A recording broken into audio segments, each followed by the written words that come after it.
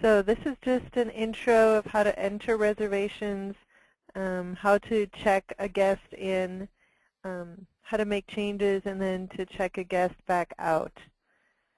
And so where we're going to start from is actually from the charts.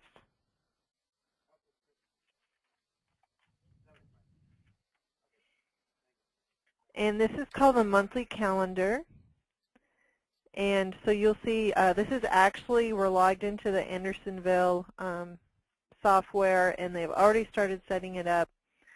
And so you're able to see the different types of rooms.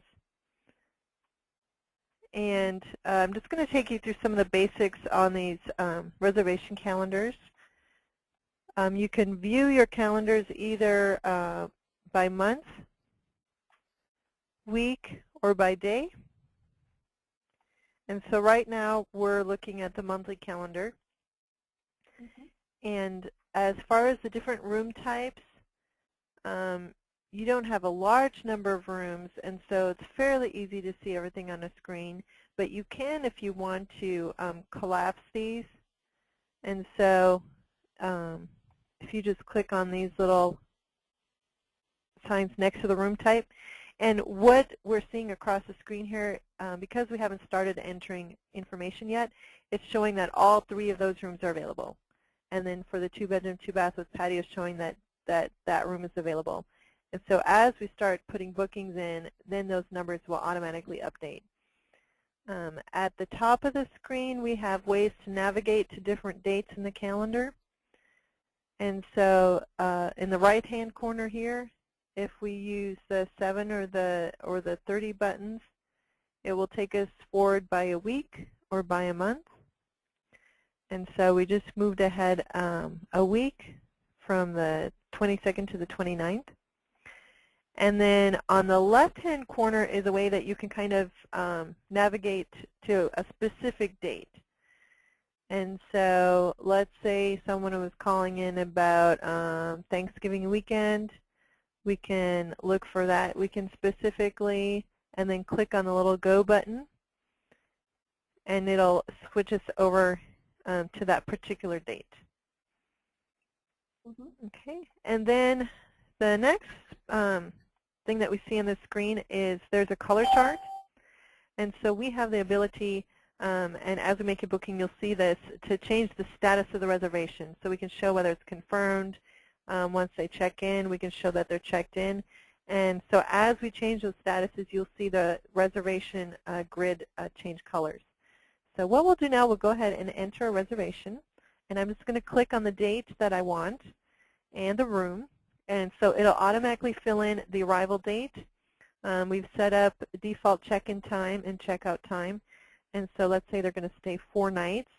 And that'll update your departure date. And then the next thing would be to enter the guest information. And if it's a brand new guest who's never stayed before, we can simply just type in their information here.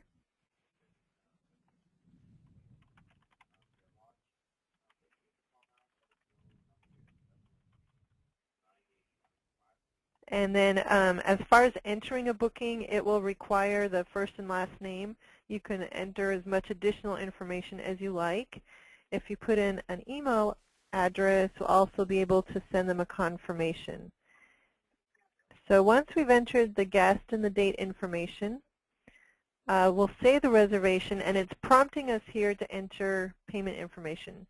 So when you actually take reservations, do you typically hold a credit card number or take a deposit?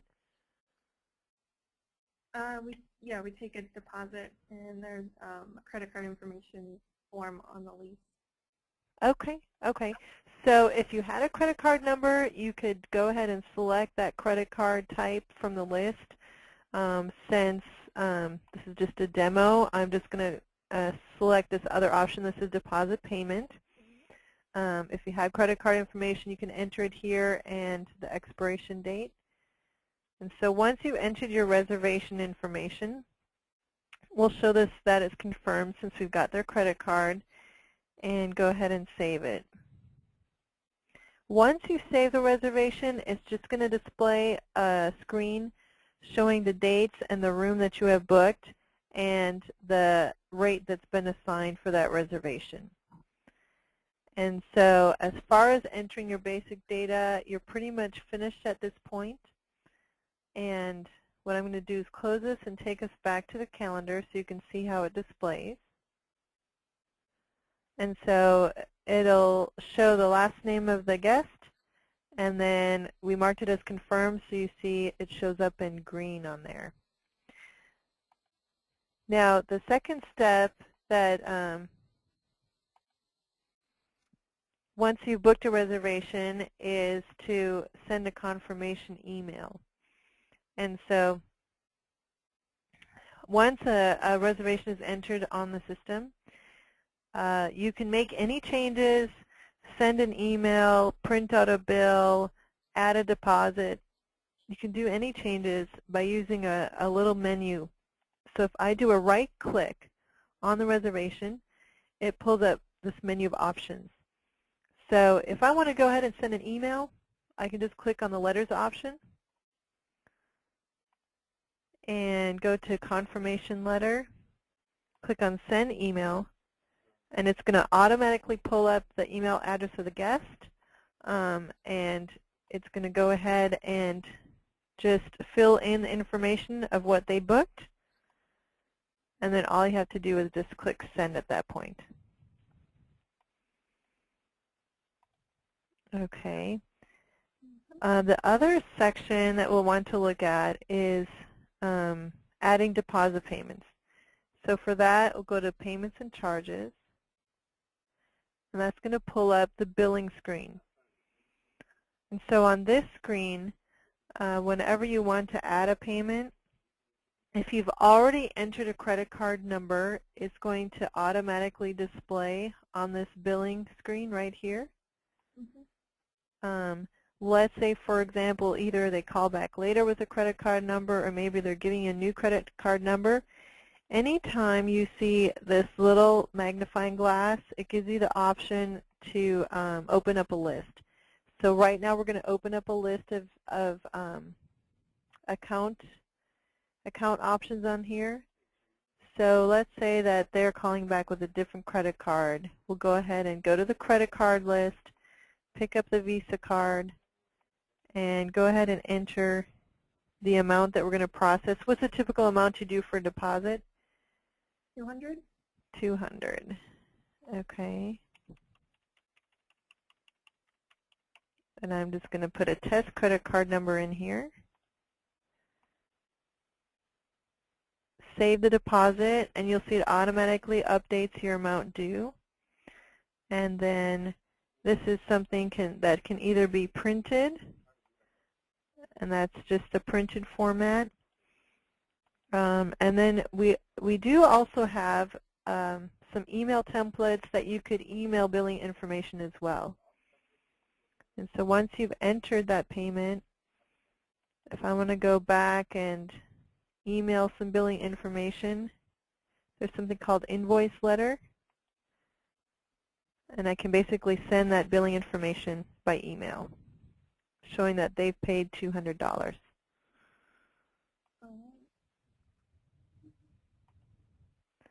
Okay.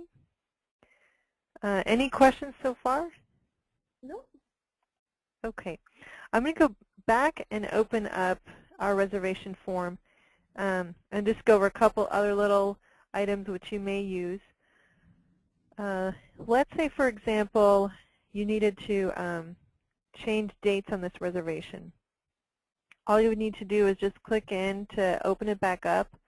Let's say they're going to check in a day early, and you'll see it updates the number of nights. Once you change the dates, always be sure you save your changes. Once you save that, it's going to automatically update the screen right here. Now it's showing coming in on the 21st. The other thing that you can do on this assigned room screen is you can add additional rooms. And so if a single person is booking more than one room, and on this particular screen, anytime you're going to either make changes or add rooms, what you're going to do is just use these fields right here at the top, and all you're going to do is just work from left to right. And so let's go ahead and add another room to this booking. We've already got the days, 21st to the 26th. And so let's add one more 2-bedroom and assign them one more room, and then fill in the number of guests and go ahead and save that reservation.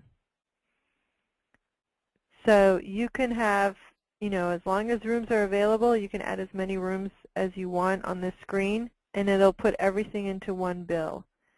That billing details we looked at before is also, you can access from this same form just by going to the rate page.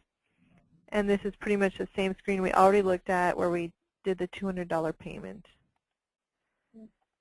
Okay. The other things that you would do with the billing screen, do you all ever add discounts to reservations or do some kind of special rates? Yeah, sometimes they do specials, and usually if there's more than 2 people in a unit, there's a $20 extra per person. Okay, okay. Good, that's one thing I forgot to cover. If we go back to the sign rooms, I believe we did already update some of the extra person charges. So let's just say for one of these rooms they are going to have more guests. What's the usual? Is it usually 2? Is a regular? 2-bedroom is 4 people. Okay, so if we did 5, there would be an extra person, right? 5 would be 3 extra people. Okay, okay. So let's just do 3 guests in that particular room. So what I did here, if you either want to update the rate or the number of guests, all I did is I clicked on this little edit icon here. Mm-hmm. And so let's update that to 3 guests, and I'm going to just resave that. Okay, so maybe we don't have the extra person charge in there yet. Let's see. But I also don't know if they were going to change the rates for 2013. Okay, okay. Well, we can take a quick look at and see what we've got set up for rates here. So for the 2-bedroom, they are showing extra person charge.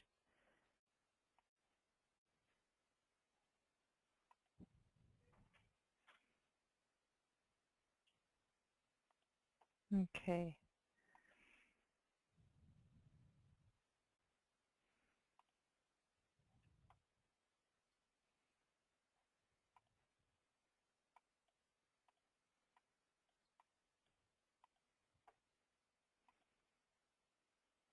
Okay, it may be, because I think we put some seasonal rates too. I don't know if they've updated everything yet.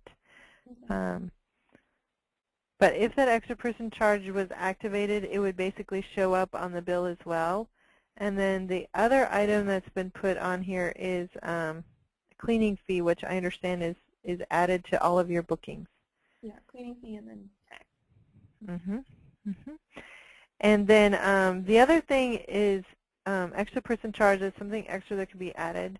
If you did ever apply a discount for some reason, you can add that also using the same account list. And so there's a discount section, and you can either do a percentage or just a dollar amount. Okay.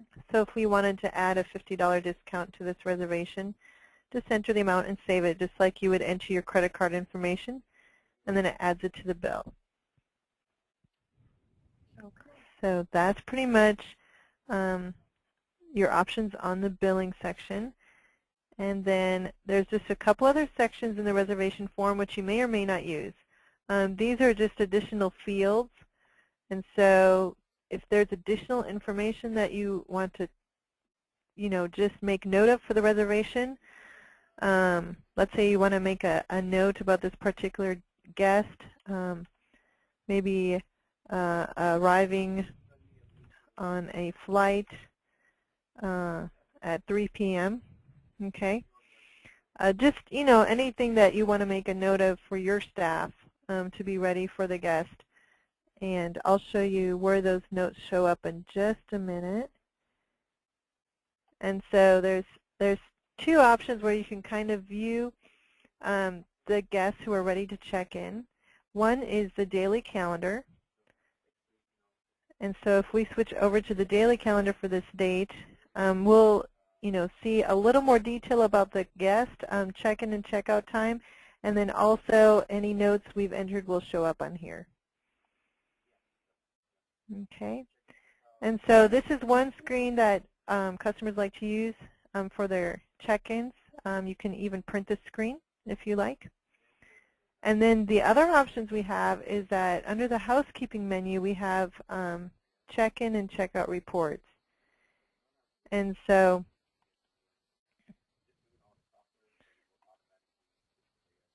let's go ahead and run this also for the 22nd since we have a reservation in there.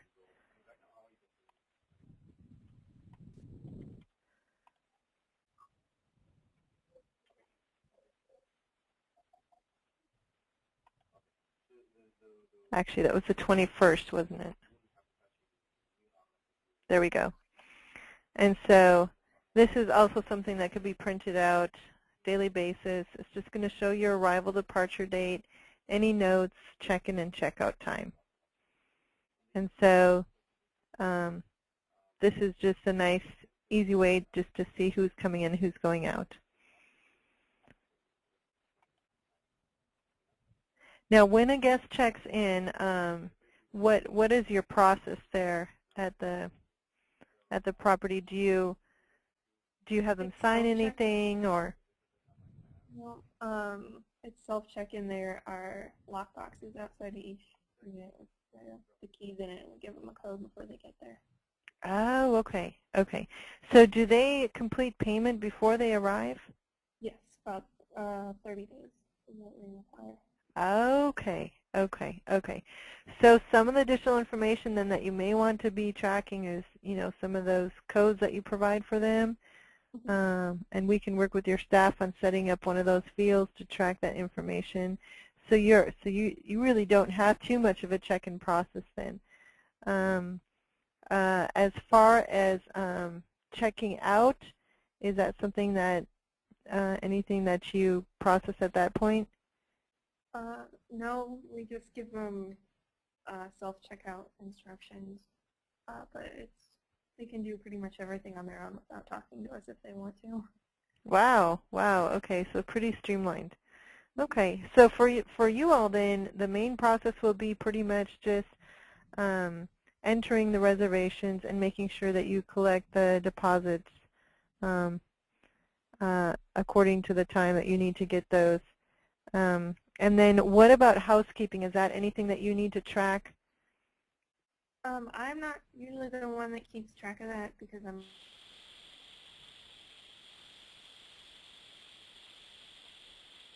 Okay. Okay, so I think I might have lost connection with you, Sierra. Are you still able to hear me? Are you still able to hear me, Sierra? Not really. Okay, okay. Oh, no, You know, what I can do, is there a direct number I can call you? Sure. Okay. You ready? Yeah, go ahead. It's 831-332-4358. Okay, just go ahead and keep the screen open, and I'm going to hang up from the call and just give you a direct call. Okay. Okay.